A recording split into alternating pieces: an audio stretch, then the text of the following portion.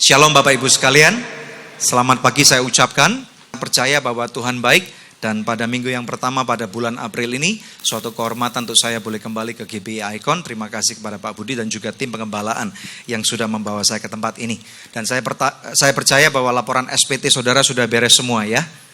Amin, katanya kalau belum ditunda sampai tanggal 21 saudara ya. Jadi kalau saudara yang belum SPT-nya belum lunas, tetapi saya berharap tax amnestinya semua sudah lunas semua. Amin, haleluya, puji nama Tuhan. Coba lihat kiri kanan saudara, katakan kepada mereka bahwa Tuhan baik.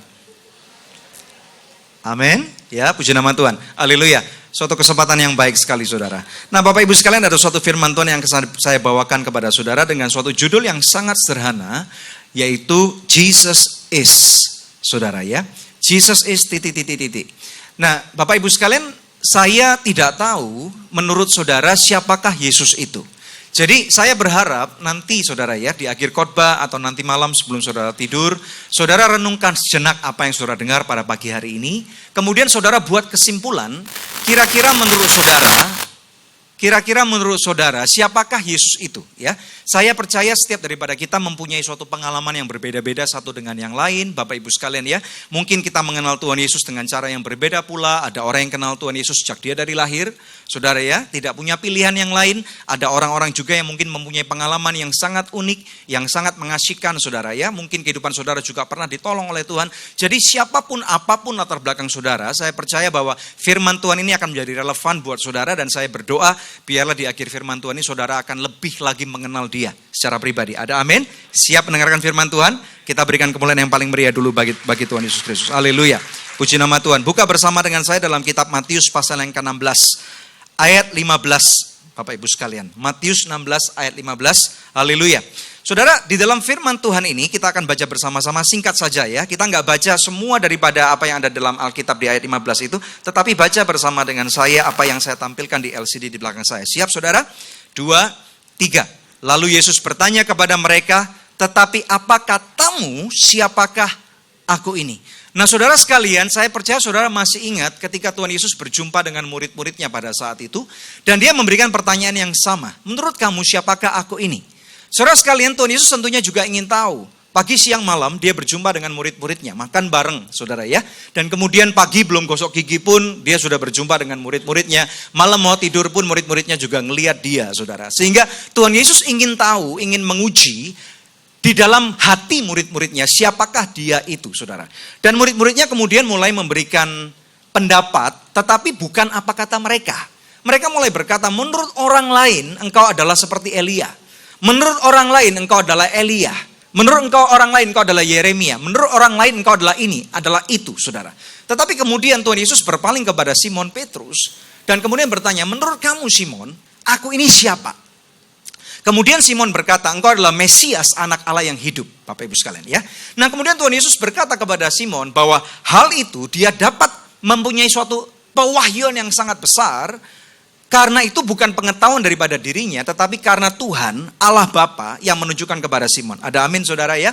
Kita perlu tahu bahwa pada saat Tuhan Yesus belum mati di kayu salib, saya yakin pandangan murid-muridnya tentang Tuhan Yesus itu mungkin agak blur-blur dikit saudara. Karena pada waktu mereka mengikut Yesus, menjadi murid-muridnya, sebelum mereka dijadikan rasul saudara ya. Ingat kata-kata rasul adalah orang-orang yang diutus. Jadi pada waktu sebelum mereka diutus oleh Tuhan Yesus untuk pergi berdua saudara ya.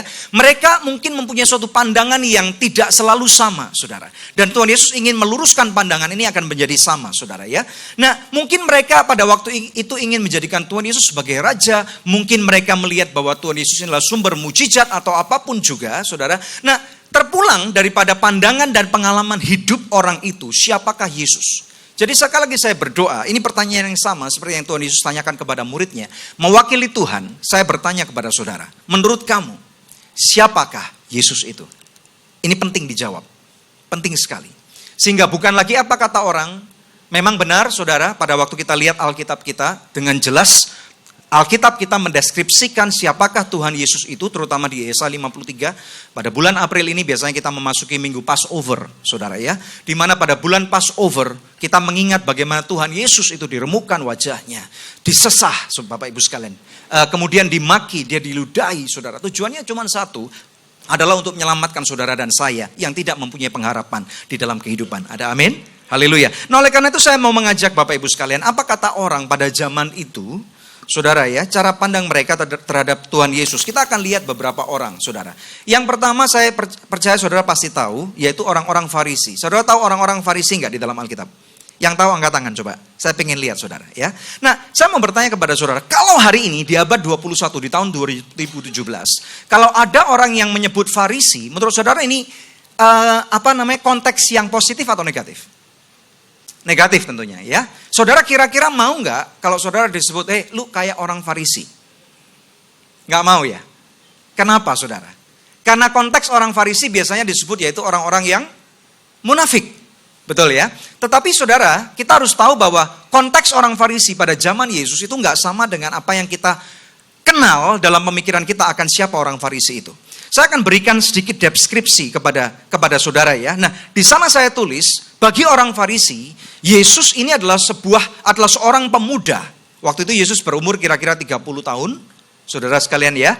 Dan kemudian menurut mereka, Yesus adalah pemberontak. Seorang pemberontak yang suka bercerita aneh tentang mujizat, tentang surga. Bagaimana mungkin orang yang matanya buta dari lahir kemudian dicelikkan oleh Tuhan.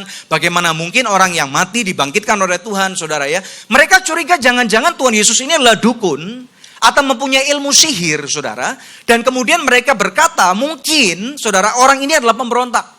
Saudara, orang aneh. Kita tahu bahwa pada waktu itu orang Farisi kalah pamor, saudara ya. Nah, namun kita perlu tahu untuk sebelum kita menjudge atau menghakimi orang Farisi ini, saudara, untuk menjadi orang Farisi tidak mudah. Pada zaman itu, pada zaman Yesus, saudara perlu tahu bahwa orang Farisi adalah kelompok elit. Katakan kelompok elit. Amin, ya. Bagaimana mungkin seseorang bisa memiliki gelar Farisi, saudara, ya? Seseorang untuk menjadi seorang Farisi, orang itu tidak hanya sekolah Alkitab dulu, saudara. Sekian tahun setelah mereka sekolah Alkitab, mereka nggak otomatis akan mendapatkan gelar Farisi. Kemudian saudara, mereka harus masuk dalam satu kelompok, yaitu mereka yang lulus ujian hukum Taurat. Nah saudara, pernah tahu nggak ada berapa hukum Taurat yang ada di orang Yahudi sana, saudara? Ada yang tahu saudara kira-kira berapa? Halo? Berapa saudara hukum Taurat? Berapa? 5, 10, 100 lebih katanya. Ada berapa saudara? Saya pernah mempunyai suatu kesempatan, suatu kali saya pernah pergi ke Israel, saudara. Dan waktu itu ditanya oleh tour leader, dia bertanya gini, ada yang tahu nggak berapa hukum Taurat? Saya menyebut 10, karena saya waktu itu pemimpin daripada rombongan, dan saya adalah seorang hamba Tuhan dengan percaya diri, saudara. Waktu itu kali pertama saya. Dan dia berkata, bukan. Kebanyakan orang mengira bahwa hukum Taurat adalah 10. Hukum yang Musa terima di atas Gunung Sinai memang cuma 10, saudara. Ini kita perlu tahu. Tetapi kemudian hukum yang 10 ini dipecah-pecah dan diturunkan begitu banyak, Bapak Ibu sekalian ya. Dan ternyata hukum Taurat ini sebanyak 613. Katakan 613. Banyak nggak? Banyak sekali, saudara ya. Nah, untuk menjadi orang Farisi, syaratnya adalah mereka harus hafal di luar kepala. Ini yang pertama. Bukan cuma hafal di luar kepala. Yang kedua, mereka harus membuktikan dengan cara mereka bisa menulis setiap isi hukum Taurat ini tidak kurang penyebutan, pelafalan, titik dan juga koma. Saudara, saya percaya pada waktu itu akan ada orang-orang yang kita sebut jenius. Kalau mereka jenius, mereka hafal, saudara, mungkin dalam waktu 1 tahun, kemudian mereka bisa menuliskan, mereka lulus, dan mereka diberikan gelar Farisi. Saudara, tetapi kemudian mungkin ada orang-orang yang sedikit slow, saudara. Atau pada waktu mereka mengambil ujian, mereka ada masalah, saudara ya. Sehingga pada waktu mereka sampai hukum ke 100 sekian, saudara, mereka salah nulis dan itu ternyata gagal. Akhirnya mereka harus ngulang lagi. Saudara bisa bayangkan, proses ini bisa membutuhkan waktu bertahun-tahun. Ada mungkin yang 5 tahun, ada yang 10 tahun. Saudara bisa bayangkan kalau orang yang cukup slow, tetapi above average ini padahal dibandingkan dengan kebanyakan kita adalah orang-orang rata-rata, saudara. Kemungkinan besar, anggaplah kalau mereka ini lebih daripada profesor, bisa memerlukan waktu antara 7 sampai 10 tahun, 15 tahun, saudara ya. Dan saudara bisa bayangkan pada waktu mereka mengambil ujian itu, ya, dan ternyata hari itu mereka badannya lagi flu. Bisa ngebayang nggak? saudara. Mereka lagi flu dan kemudian ini mereka udah kalau zaman dulu kita lagi waktu SMA atau SMP atau kuliah, saudara ya, ikut ujian susulan tuh namanya HAIR, saudara ya. Atau kalau saudara nilainya jelek, diulang, minta sama gurunya, Bu, minta HAIR dong. Ingat nggak? Saudara ya, saudara ini udah minta HAIR karena mereka udah gagal dan sekali ujian mungkin mereka harus membayar beberapa ribu dolar. Begitu mahal, saudara ya. Jadi pada waktu itu mungkin mereka udah minta HAIR yang ketujuh dan kali itu adalah ujian, tanggal udah ditentukan dan tidak bisa dibatalkan. Dan mereka mau nggak mau dalam kondisi yang tidak fit, mereka harus lulus ujian, saudara. Kemudian dipaksakan sampai akhirnya mereka bisa menuliskan 612 hukum dengan baik, tidak salah. Tetapi kemudian Bapak Ibu sekalian, pada waktu menulis hukum yang terakhir 613, mereka harus menahan bersin udah lama dan mereka pas lagi mau menulis mereka tiba-tiba haji. Saudara bisa bayangkan nggak? Tiba-tiba mereka lagi nulis, bersinnya itu nggak bisa ditahan sehingga tulisan itu harus tercoret. Dan mereka harus masuk HAIR ke-8. Saudara bisa bayangkan itu. Ya, jadi menjadi orang Farisi itu nggak mudah. Sehingga akhirnya orang Farisi dikenal sebagai golongan elit, mereka yang didengar. Tetapi perbedaannya adalah mereka ternyata menjadi orang-orang yang legalistik. Kita sebut dalam zaman sekarang adalah orang-orang yang agamawi. Nah dari apa yang mereka pelajari, mereka kemudian cenderung memaksakan kepada orang lain bahwa mereka harus bertingkah laku yang sama dan mereka hanya berfokus kepada sesuatu yang tampak luar saja. Saudara nangkep gak? Ya, sedangkan pengajaran daripada Tuhan Yesus pada waktu Tuhan Yesus melihat mereka, mereka dikatakan kamu seperti ular beludak, kamu seperti kubur, makam yang dicat putih. Kalau saudara pernah pergi ke Israel, saudara ya, di daerah pemakaman sana semuanya seragam, warnanya putih kekuningan semua, saudara. Tuhan Yesus berkata orang Farisi dan semua gerombolannya diibaratkan seperti kubur yang baru dicat putih, tetapi di dalamnya penuh dengan tulang belulang yang busuk. Bapak Ibu sekalian, pengajaran daripada Tuhan Yesus tidak berfokus kepada tampak luar. Pengajaran daripada Tuhan Yesus lebih berfokus kepada perubahan yang ada di dalam hati. Orang yang berubah di dalam hatinya, saudara, saya percaya perubahannya tidak cepat. Karena, saudara, Bapak Ibu sekalian, semestinya yang paling sulit diubah daripada kehidupan manusia bukan isi kepalanya. Kalau saudara misalnya dipaksakan untuk belajar dalam suatu ilmu pengetahuan, mungkin awalnya susah, tetapi setelah 5 hari, 7 hari, 2 minggu, 1 bulan, lama-lama saudara akan mengerti juga. Betul ya, Bapak Ibu sekalian. Tetapi merubah hati manusia, firman Tuhan berkata, siapa yang tahu? Nah Tuhan Yesus memfokuskan pengajaran kepada isi hati, sedangkan Farisi memberikan pengajaran kepada fokus tampak luar, hati tidak terlalu penting. Ini pandangan daripada orang Farisi tentang siapa Tuhan Yesus. Orang Farisi berkata, Yesus kamu adalah pemuda pemberontak. Kamu suka bercerita aneh tentang mujizat, tentang surga. Mungkin mic-nya bisa diganti ini, cukup mengganggu sekali ini ya. Yang mana? Oke, thank you.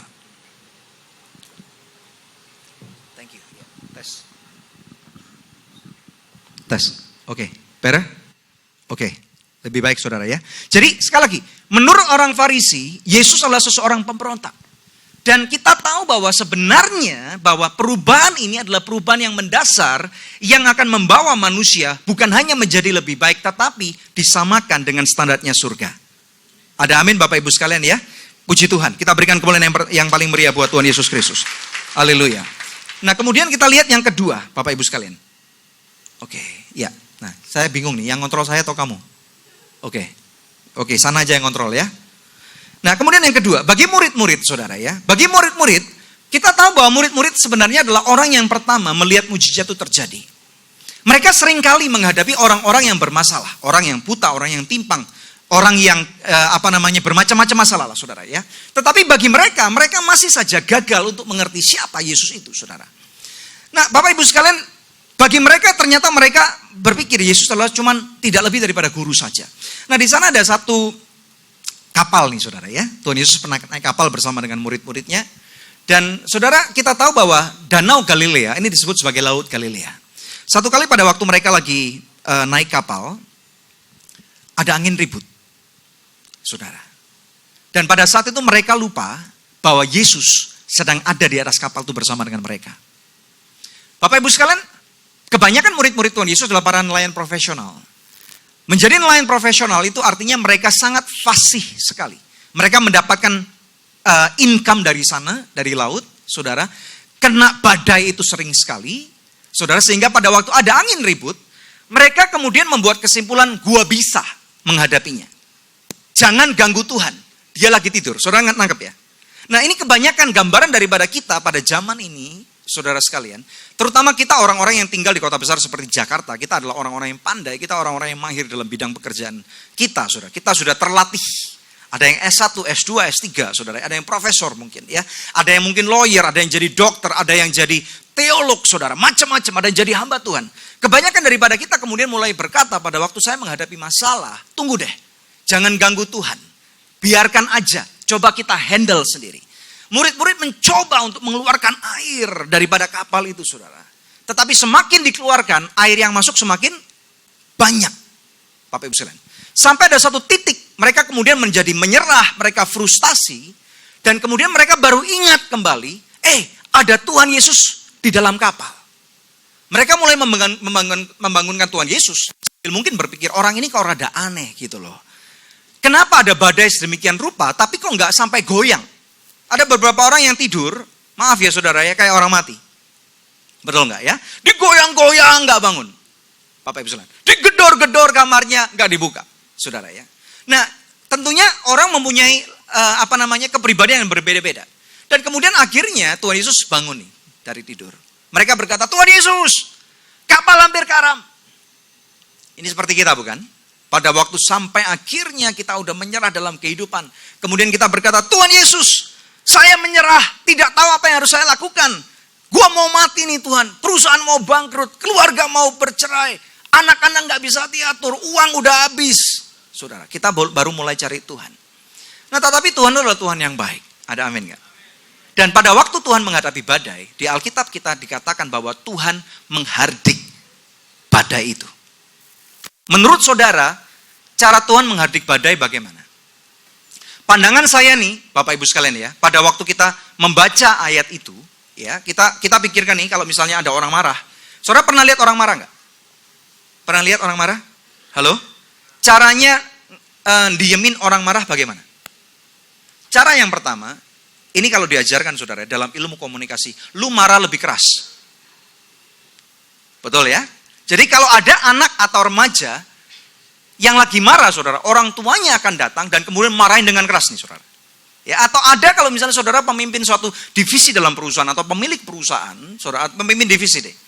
Kalau saudara melihat bahwa tim saudara lagi marah, saudara yang adalah supervisor atau pemimpin divisi, saudara akan berkata dengan suara lebih keras lagi. Hei, diam! Gitu saudara ya.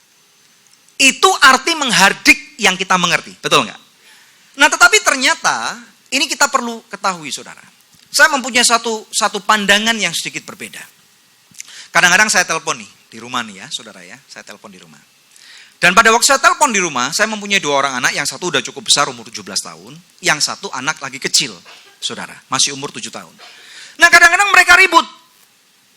Anak saya yang kecil pun kadang-kadang nggak ngerti papanya telepon dengan siapa. Apakah telepon itu penting, telepon itu nggak penting, telepon ini sangat urgent atau tidak, dia nggak peduli. Pokoknya dia mau apa, dia akan bilang. Saudara, tidak mungkin kalau saya misalnya lagi telepon, kemudian saya marahin anak saya, kan nggak etis ya. Misalnya saya lagi telepon sama Pak Iwan nih, saudara, ya. Kemudian lagi enak-enak ngomong, saudara, sesuatu yang penting, ada suatu informasi yang harus saya sampaikan, Bapak Ibu sekalian, kemudian anak saya mengganggu, saya nggak mungkin bilang dong, hei diam, kan nggak mungkin, Pak Iwan bisa tersinggung saudara. Kiranya nanti saya marah dengan dia, betul nggak? Saudara tahu apa yang akan saya lakukan terhadap anak saya? Sambil telepon nih saudara, sambil telepon nih, ya, saya akan berkata kepada anak saya, shh. Ngerti nggak? Nangkep nggak saudara? Shh. Nah ternyata saya percaya nih, bahwa Tuhan Yesus adalah Tuhan di atas segala Tuhan. Kalau misalnya dia menghardik badai yang lagi mengamuk, beberapa hari yang lalu kemarin saudara ya, katanya di Jakarta Selatan ada hujan badai sampai es batu turun. Betul ya? Kita lagi berdoa nih Bapak Ibu sekalian, kapan hujan salju di Jakarta, tapi nggak pernah terjadi. yang terjadi hujan es batu, saudara. Kalau hujan salju lebih asik lagi gitu mestinya ya. Nah saudara, waktu itu saya ingat saya mau pergi ke suatu tempat, Bapak Ibu sekalian ya. Dan hujan deras banget. Terus kemudian thunderstorm, kilat menyambar, suara guru saudara. Itu keras banget, halilintar, dar, gitu saudara. Nangkep ya? Ingat ya beberapa hari yang lalu saudara ya. Saudara, kalau misalnya Tuhan Yesus menghardik dengan suara yang lebih keras, dan dia menunjukkan powernya, murid-muridnya akan berkata, ya cenglilah, dia punya kuasa yang gede saudara. Ya, tadi saya samakan saudara, kalau misalnya ada anak buah ribut, supervisornya mau nengahin nggak bisa, kalau bos, CEO datang, pemilik perusahaan datang, itu pasti diem. Nggak mungkin akan terus ribut. Bos cuma akan perlu berkata, ada apa? Dari tadi gua dengerin ribut terus. Emang ini perusahaan lo? Betul nggak? Ada amin saudara. Nah, Alkitab kita mencatat bahwa Tuhan Yesus ini adalah pencipta langit dan bumi. Dia mempunyai otoritas di atas segala-galanya. Jadi pada waktu badai mengamuk, saya percaya cara dia menghardik badai itu tidak, badai diam gitu. Akulah anak raja, akulah pencipta kamu, tidak. Tetapi dia berkata, dan tiba-tiba badai reda. Sehingga murid-muridnya berkata, orang ini siapa? Hanya dengan hardikan. Coba lihat kiri kanan saudara. Katakan. Amin saudara. Jadi ini gambaran yang sama. Ternyata kalau sampai selevel itu pun murid-murid masih gagal fokus. Gagal pandang untuk melihat Yesus itu siapa. Nah, saya percaya bahwa kita adalah orang-orang yang lebih beruntung daripada murid-murid Tuhan Yesus. Amin, saudara. Kita adalah umat tebusan daripada Tuhan.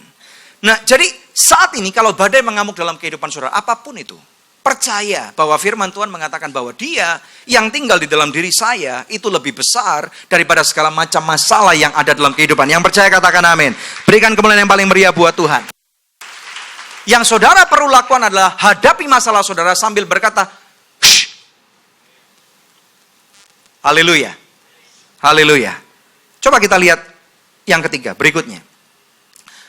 Di Alkitab juga mencatat ada seorang wanita penzinah. Ini di Yohanes pasal yang ke-8, saudara. Di dalam firman Tuhan dikatakan bahwa wanita itu sedang ketangkap kedapatan berzinah. Ketangkep basah nih, saudara. Yang nangkep siapa? Orang-orang Farisi. Saudara ini baca tuh. Ya, ini cerita-cerita yang saya tunjukkan kepada saudara, cerita-cerita yang cukup menarik dan cukup kita familiar, tetapi saya berikan pandangan dari sisi yang agak berbeda. Nah, kita tahu saudara yang ketangkap cuma satu. Hukum Taurat berkata, kalau orang kedapatan berzinah, yang dirajam batu siapa? Dua-dua. Saudara. Tetapi kenapa yang dibawa cuma satu? Alasannya apa saudara? Alasannya jelas, ternyata ada maksud di balik tindakan daripada orang Farisi itu, yaitu ingin menjebak Yesus. Saudara, orang Farisi terkenal, orang Yahudi terkenal banget dengan cara penghukuman mati yang cukup primitif, saudara, yaitu dengan merajam batu. Bapak Ibu sekalian, ya. Nah, saudara bisa bayangkan perempuan ini diseret rame-rame, dan menurut adat orang Yahudi, kalau penghukuman mati tidak boleh dilakukan di dalam kota. Saudara perlu tahu bahwa kejadian ini terjadi di kota Yerusalem. Saudara pernah pergi ke Israel? Yang pernah pergi angkat tangan. Yang belum, angkat tangan. Yang pengen pergi tapi belum pernah pergi, angkat tangan. Loh, lebih banyak ya. Nah, nggak apa-apa dong saudara ya. Yang belum pernah pergi, saya mau kasih harapan kepada saudara. Bermimpi. Bermimpi itu gratis kok. Asal jangan mimpi di siang bolong. Bermimpi, berdoa, berharap bahwa suatu kali kelak, saudara minimal satu kali, saudara akan pernah pergi ke Israel. Amin ya. Karena apa saudara? Akan merubah cara pandang kita. Saudara akan tiba-tiba lebih mengerti sekali. Saya biasanya bersama dengan istri, saya akan membaca Alkitab dalam bahasa Inggris saudara. Di dalam bahasa Indonesia memang ada, saya tidak katakan mistranslation, tetapi ada beberapa kata-kata yang kurang menjelaskan deskripsi dengan baik. Misalnya gini. Di dalam Alkitab bahasa Inggris dikatakan Jesus and his disciple went up to Jerusalem. Pergi ke atas Yerusalem. Kenapa pergi ke atas? Di Alkitab bahasa Indonesia tidak diterangkan karena ternyata Yerusalem adalah sebuah gunung. terletak di atas gunung. Tingginya 700 meter di atas permukaan laut. Saudara perlu mengerti ini. Jadi Yerusalem demografinya ini bukan di padang pasir. Katakan bukan di padang pasir. Ada amin ya? Nah, adat orang Yahudi, penghukuman mati harus dilakukan di luar kota Yerusalem. Jadi perempuan ini diseret, saudara ngerti ya? Diseret. Tuhan Yesus dibawa, saudara ya. Tuhan Yesus dibawa. Dan mereka masing-masing sudah membawa batu. Saudara bisa bayangkan? Ya. Mau dilemparin ke siapa nih? Perempuan. Tetapi maksud daripada orang Farisi yang seharusnya dihukum mati siapa? Halo? Tuhan Yesus. Ini ada plot. Ada rencana busuk daripada orang Farisi untuk pakai tangan orang pukul orang lain. Nangkep ya? Nangkep ya Bapak Ibu sekalian ya? Nah kemudian Bapak Ibu sekalian yang terjadi adalah Tuhan Yesus dibawa ke sana. Kemudian ditanya satu pertanyaan yang sangat simpel. Yaitu Tuhan Yesus, apakah orang ini perlu dihukum mati atau tidak? Kalau saudara jadi Tuhan Yesus bagaimana nih? Think about it. Saudara tahu jawabannya karena saudara sudah membaca Alkitab. Tetapi coba bayangkan kalau saudara diperhadapkan dengan suatu suasana yang sangat rumit dan saudara belum pernah membaca isi Alkitab tentang akhir cerita itu. Kalau kira-kira hikmat Tuhan Yesus ini terbatas cuman pinternya manusia, manusia punya suatu kecenderungan egoisme, ingin menjadi pahlawan. Betul ya? Mungkin saudara dan saya pernah terlibat dalam suatu hal di mana kita merasa kasihan dengan seseorang, atau kita merasa ada tindakan nggak fair nih. Ini jelas tindakan nggak fair. Terpulang daripada adil atau tidak, tapi ini nggak fair. Kenapa yang perempuan aja? Tuhan Yesus bisa berkata, yang cowok mana? Kita adili dulu dong. Tapi hari itu tidak ada lagi pembuktian terbalik apa yang terjadi, dan CCTV kamera direkam, dilihat nggak ada rekaman, saudara. Udah dihapus semua. Buktinya udah nggak ada. Saudara bisa nangkep nggak? Jadi satu-satunya alasan mereka membawa Yesus karena mereka mencari jangan-jangan nanti Yesus salah ngomong, slip of tongue. Sehingga jangan-jangan siang itu Yesus kena hukum penistaan agama. Itu yang mereka cari. Nangkep ya? Nangkep ya Bapak Ibu sekalian ya? Kadang-kadang kita bisa salah ngomong seperti yang kita kenal dengan gubernur kita kan? Salah ngomong, penistaan agama. Tetapi Yesus beda. Yesus beda banget saudara.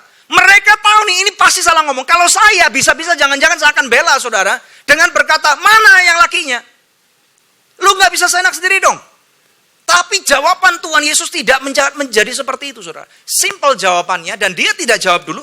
Tetapi dia kemudian di dalam Alkitab dikatakan dia menunduk dan dia menulis-nulis. Orang-orang mulai ribut. Bagaimana ini dilempar batu atau tidak? Ya saudara bisa bayangkan. Ada satu quote yang saya baca. Jangan remehkan kumpulan daripada orang-orang bodoh.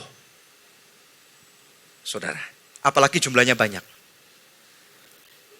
Betul ya? Jadi kalau saudara sudah pernah misalnya kejebak demo, entah di dalam demo atau di luar demo, udah deh saudara. Jangan remehkan kumpulan orang-orang bodoh. Minggir aja. Ada amin. Ya. Nah saudara, mereka udah begitu ribut. Tuhan Yesus ditanya, Tuhan Yesus gak jawab. Saudara perlu tahu bahwa ini tidak di padang pasir loh. 700 meter di atas permukaan laut. Yerusalem bukan padang pasir. Ya. Beberapa orang mengatakan, mungkinkah waktu itu mereka bertanya, Yesus nulis apa? Mungkinkah waktu itu Tuhan Yesus menunjukkan keilahannya seperti tangan yang menulis di atas gunung Sinai memberikan 10 hukum kepada Musa? Mungkinkah? Saya nggak tahu saudara. Di dalam Alkitab tidak dicatat. Tetapi saya yakin Tuhan Yesus mungkinkah juga menulis beberapa daripada dosa-dosa yang orang-orang di hati itu pernah lakukan. Dan semakin didesak, kemudian Tuhan Yesus berdiri dan berkata, engkau yang tidak berdosa, lempar batu duluan. Mereka kaget. Ngomongnya cuma satu kalimat, Tetapi ini membawa perubahan yang sangat drastis. Mereka kena skakmat gitu. Saya nggak bisa main skak, saudara. Terus terang aja. Kalau saya main sama istri saya, kena skakmat terus, saudara. Lu dari mana? Kok bisa skakmat gua gitu? Ada aja gitu, saudara ya. Karena dilatih sama engkongnya katanya, saudara. Bukan Kong Iwan, bukan. Engkongnya bener. Jadi Bapak Ibu sekalian, langsung kena skakmat gitu. Dan akhirnya Bapak Ibu sekalian, mereka melepaskan batu itu dan Alkitab mengatakan mereka satu persatu pergi dari yang paling tua. Tahu nggak kenapa paling tua? Karena yang paling tua dosanya lebih banyak. Hati-hati nih saudara. Jadi mari kita tidak menghakimi orang lain. Karena pada waktu kita mulai menghakimi orang lain, firman Tuhan mengatakan engkau pun akan dihakimi dengan takaran yang sama. Satu-satu mereka pergi, Bapak Ibu sekalian. Dan Tuhan Yesus bertanya kepada perempuan itu, loh mana orang yang akan menghukum kamu? Tidak ada Tuhan. Mereka pergi. Dan Tuhan Yesus berkata, kalau gitu aku pun tidak menghukum kamu. Pergilah dan jangan lagi hidup dalam dosa. Ini yang saya mau sampaikan. Bagi wanita pensina, Yesus itu adalah pemberi kesempatan kedua. Saya tidak tahu dalam kehidupan kita, saudara, berapa kali kesempatan yang Tuhan sudah berikan kepada kita. Saya di sini bukan untuk menghakimi saudara. Kita sering jatuh bangun sebagai manusia. Kita gagal. Di dalam ekspektasi Tuhan kita nggak mungkin nggak gagal. Pasti gagal.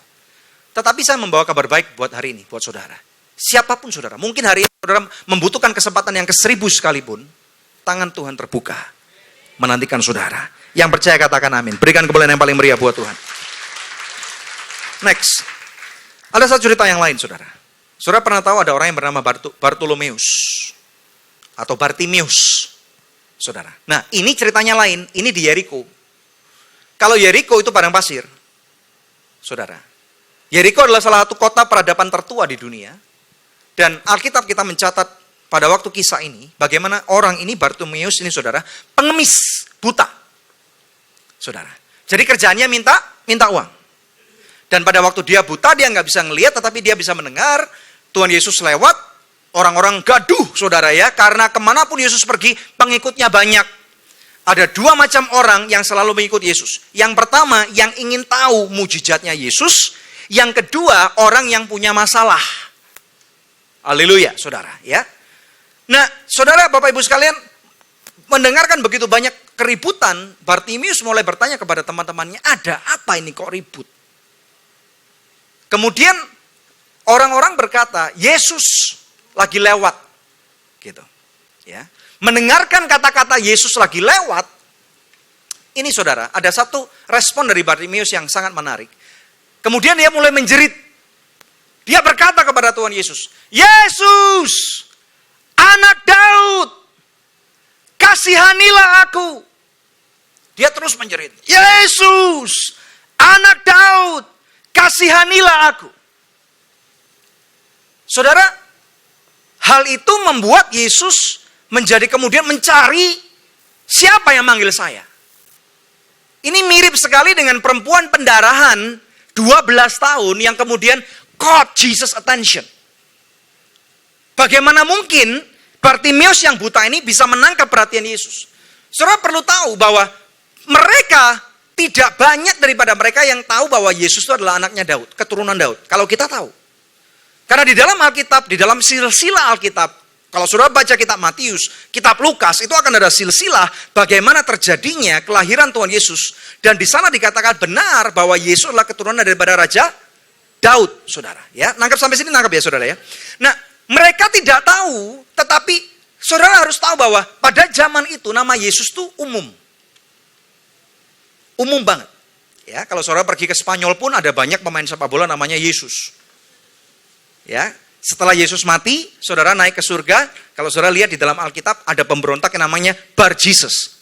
Jadi nama Yesus itu normal.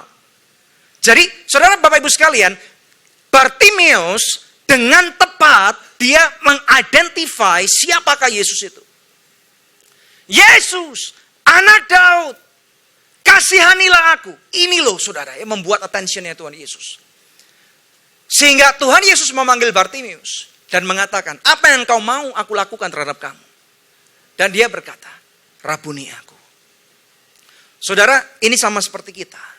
Bagi Bartimeus, Tuhan Yesus adalah penglihatan. Saya mau bertanya kepada saudara.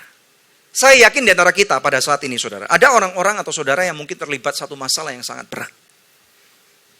Ada hal-hal yang sangat mendesak, saudara. Mungkinkah itu uang? Saya tidak tahu. Mungkinkah itu pernikahan, saudara? Saya juga tidak tahu. Mungkinkah itu bisnis saudara yang sudah di ujung tanduk? Saya tidak tahu. Mungkinkah itu masalah dalam pelayanan? Saya juga tidak tahu. Tetapi dengar baik-baik. Tuhan Yesus pada waktu mendengarkan saudara mencari dia pasti mendengar. Amin, Bapak Ibu sekalian ya. Dan Tuhan Yesus mau memulihkan kehidupan saudara. Yang percaya katakan amin. Kita berikan kemuliaan yang paling meriah buat Tuhan. Haleluya. Mari kita lihat berikutnya saudara. Kalau saudara tanya, bagi Pak Daniel siapa Tuhan Yesus? Ini saya mau ceritakan saudara ya. Bagi saya, kalau Yesus saya ibaratkan seperti seorang kakak sulung. Nanti saudara bisa baca di Kolose 1 ayat 15 sampai 18. Di sana dikatakan bahwa Yesus adalah gambaran Allah yang tidak kelihatan, yang sulung. Yang sulung itu yang lebih utama daripada yang diciptakan. Ya, jadi saya punya pengalaman nih saudara. Saya ceritakan ya. Waktu saya kecil, kira-kira saya kelas 5 SD. Waktu itu keluarga kami tinggal di kota Surabaya. Ya. Nah kami baru pindah ke satu kompleks perumahan. Bapak Ibu sekalian ya. Dan sebagai anak baru di sana, saya pengen tahu daerah rumah itu apa saudara. Saya punya sebuah sepeda, saudara ya. Saya suka sekali naik sepeda. Waktu itu nggak ada iPad, nggak ada iPhone, saudara ya. Satu-satunya permainan cuma sepeda.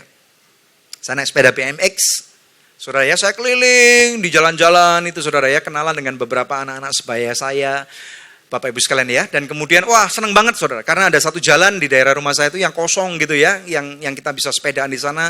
Di ujung sana jalannya, portalnya juga ditutup mungkin itu. Nah, tiba-tiba ada 2 orang anak yang muncul. Naik sepeda juga, anak kembar, saudara. Jauh lebih tinggi daripada saya, dan ternyata kedua anak ini terkenal sebagai orang yang suka ngebully orang lain. Jadi kami mulai dibully, termasuk saya. Apalagi anak baru, saudara. Kami mulai dibully, dipepet-pepet sepedanya, saudara. Ditanya, apa lu?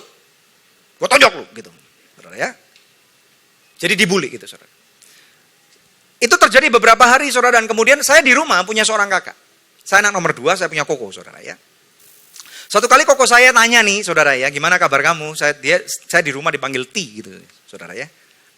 Dan kemudian saya ngomong sama koko saya, oh nggak apa-apa kok, semua is okay. Cuman ada satu nih, ada satu anak kembar, satu pasang anak kembar yang sering ngebully, gitu saudara. Saya cerita sama dia. Dia bilang, is okay, besok koko kesana, gitu saudara. Jadi kami lagi sepedaan nih, Bapak Ibu sekalian. Si kembar datang. Ganggu biasanya saudara ya. Saya lagi diganggu, kemudian tiba-tiba koko saya datang. Koko saya 5 tahun lebih tua, saudara. Dia udah naik motor. Jadi pada waktu dia naik motor, brum gitu saudara. Si kembar kaget saudara. Koko saya tanya, ngapain lu? Ganggu adik gue ya? Pergi gitu saudara ya. Jadi koko saya lebih gede kan badannya, lebih berani saudara ya. Si kembar kemudian lari. Sambil dia pulang, si kembar bilang, besok gue panggil koko gue. Nah, gitu saudara. Nah, koko saya bilang, nggak usah takut, besok koko ada di sini, gitu saudara, ya. Nah, kemudian benar saudara, besok kami ada di sana, saya sama koko saya, saudara benar, ternyata kembar punya koko. Koko saya naik motor, saya naik sepeda, gitu saudara ya. Si kembar naik sepeda, kokonya juga naik motor. Udah saudara ya, wah seru nih Bapak Ibu sekalian. Saya pikir, wah ini asik nih, ini pukul-pukulan pasti nih. Saya udah nunggu nih, saudara. Koko gua pasti menang nih, pukul-pukulan. Koko saya turun dari motornya, kokonya kembar turun dari motor, mereka mulai ngomong-ngomong gitu, saudara ya, gini mau pukul-pukulan gitu, saudara. Setelah ngomong-ngomong cukup lama, kok nggak pukul-pukulan? Saya bingung. Malah mereka mulai tertawa. Kemudian akhirnya ditutup dengan salaman dan mereka pergi. Si kembar juga ikut pergi. Saya bingung nih, saudara. Ternyata selidik punya selidik bahwa ternyata gengnya si kokonya si kembar sama gengnya koko saya ini saling kenal. Gitu saudara. Sehingga mereka tidak lagi berantem, tetapi saudara tahu nggak? Mulai hari itu si kembar sampai hari ini nggak ganggu saya lagi. Apa pembelajaran apa yang dapat kita lakukan saudara? Yesus adalah yang sulung daripada yang ada. Saya tidak tahu saudara anak keberapa, mungkin saudara adalah anak yang paling besar, nomor 2, nomor 3, nggak penting, Bapak Ibu sekalian ya. Tetapi Tuhan Yesus ini adalah gambaran daripada yang sulung. Dia diutuskan oleh Bapaknya untuk menyelamatkan kita. Ada amin saudara ya? Sehingga pada waktu dia menyelamatkan kita, dia akan ngebelain kehidupan kita. Sehingga dia rela mati daripada buat kita di atas kayu salib untuk menebus dosanya kita saudara. Kita masuk pada bulan Paskah nih saudara. Bulan Passover. Saya tahu ada banyak sekali pengorbanan yang Tuhan Yesus lakukan. Nah dengan ini saya mau mengingatkan saudara, siapa Yesus itu saudara? Siapa Yesus itu? Yohanes 14 ayat 6, coba kita lihat bersama-sama. Firman Tuhan berkata, akulah jalan dan kebenaran dan hidup. Tidak ada seorang pun yang datang kepada Bapa kalau tidak melalui aku. Ada amin. Kita perlu tahu saudara, bahwa esensi pengenalan kita kepada Tuhan Yesus bukan cuman, oh Tuhan Engkau yang memberkati aku. Oh Tuhan Engkau yang menyembuhkan aku. Oh Tuhan Engkau yang memulihkan pernikahanku. Bukan itu saja saudara. Nama Tuhan Yesus di dalam bahasa Ibrani dikenal dengan nama Yeshua Hamasiah. Artinya apa ini saudara? Ini ada arti penting dalam namanya. Yeshua itu penolong. Jadi dialah penolong kehidupanku. Hamasiah artinya Mesias yang diurapi. Yang diurapi oleh Allah Bapa. Jadi kita mesti tahu di dalam bahasa Indonesia saudara dikatakan akulah jalan kebenaran dan hidup. Di dalam Alkitab bahasa Inggris dikatakan lebih jelas lagi. I am the way, the truth, and the life. Kalau kita mau terjemahkan dengan komparasi atau perbandingan yang par saudara. Dalam bahasa Indonesia saudara dikenal dengan kata-kata seperti ini ya. Sesuatu yang utama itu disebut sang. Bendera merah putih disebut apa saudara? Sang saka merah putih. Betul ya, sang dwi warna. Matahari disebut apa saudara? Sang surya. Karena apa? Benderanya cuma satu. Bendera pusaka kita. Warnanya nggak ada yang lain. Cuma merah dan putih. Beberapa tahun yang silam ada orang yang berani ngibarin bendera merah, putih, dan biru. Yang biru harus disobek. Karena sang sakanya cuma satu, merah putih. Jadi kalau dalam bahasa Inggris dikatakan I am the way, jadi jalan satu-satunya menuju surga, nggak ada yang lain. Amin saudara. Perbuatan baik kita tidak akan menyelamatkan. Saudara, harta benda kita tidak akan bisa menyelamatkan. Kita harus tahu ini saudara. Dan dialah kebenaran yang sejati. Di dunia ini ada banyak pengajaran yang mencoba memberikan suatu alternatif. Mengatakan bahwa nggak mungkin ke surga jalannya cuma satu. Ini cara pandang saya dulu, saudara. Saya sering berdebat dengan istri saya dulu sebelum saya menerima Tuhan. Waktu dulu kami pacaran, saudara. Saya mengatakan, bagaimana mungkin ke surga kau cuma satu jalan? Wong peribahasa bahasa Indonesia yang mengatakan, ada 1001 jalan menuju ke Roma. Nggak mungkin ke surga cuma satu. Tetapi, saudara, setelah saya tahu bahwa ternyata ke surga cuma satu jalan. Bedanya apa? Bedanya dia yang punya surga, yang turun mencari saudara dan saya.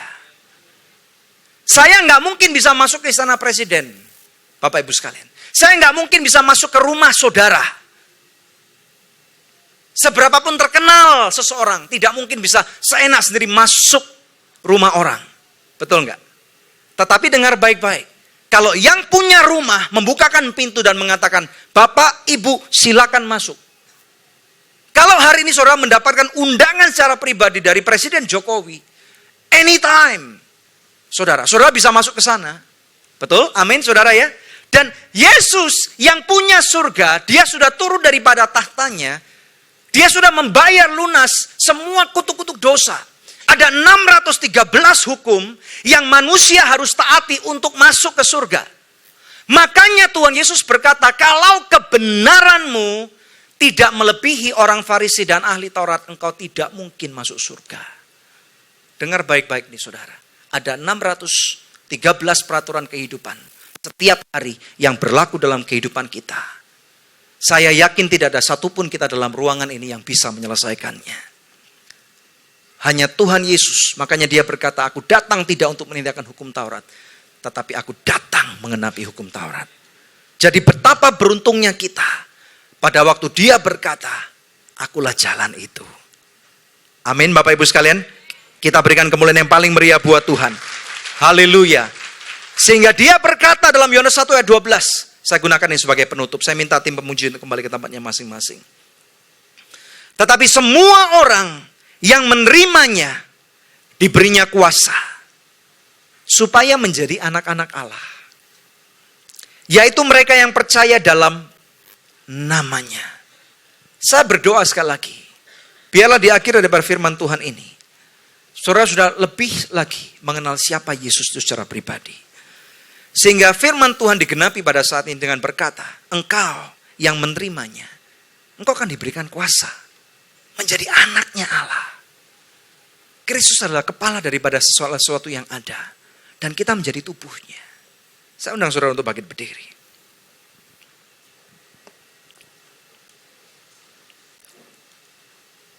Ada banyak pergumulan dalam kehidupan kita, saya tahu. Ada banyak permasalahan dalam kehidupan kita, saya tahu. Pejamkan mata saudara, mari kita berdoa. Mungkin hari ini saudara ada yang sakit. Saudara bisa mengenali Yesus dari poin bahwa dia adalah penyembuh.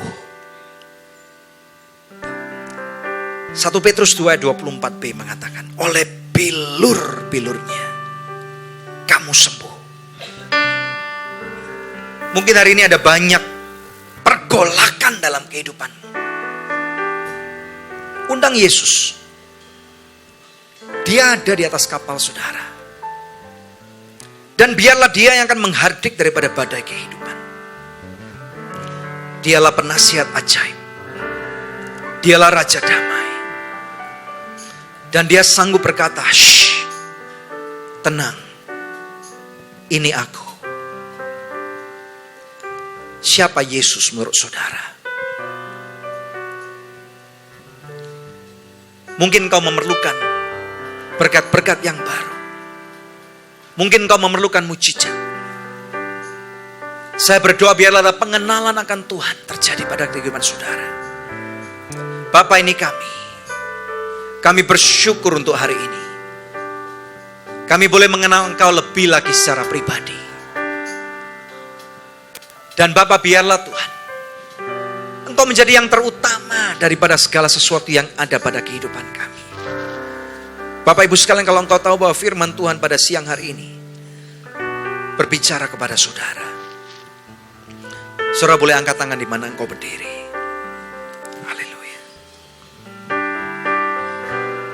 Haleluya. Kami bersyukur Bapa atas setiap kebaikan-Mu dalam kehidupan kami. Engkau melihat setiap kehidupan yang ada di sini. Mereka yang ingin mengenal Engkau secara pribadi. Lebih lagi. Sehingga kami boleh berakar dalam. Kami boleh berbuah lebat di dalam Engkau. Lawat kehidupan anak-anak-Mu Bapa. Lawat. Aku memberkati kehidupan-Mu saudara. Apabila ada yang sakit, mulai tumpang tangan di bagian tubuhmu yang sakit. Dan katakan dengan bilurnya Yesus, sekarang sembuh. Sembuh. Engkau yang memerlukan damai sejahtera, biarlah damai sejahtera daripada Yesus melebihi segala macam pergolakan yang ada. Engkau yang memerlukan kesempatan yang kedua, terima. Dia datang untuk mengampuni dan bukan untuk menghakimi saudara. Kami bersyukur Bapa untuk kebaikan-Mu. Tuhan, kami perlu Engkau lebih lagi. Lebih daripada sebelumnya. Lebih daripada segala sesuatu yang ada.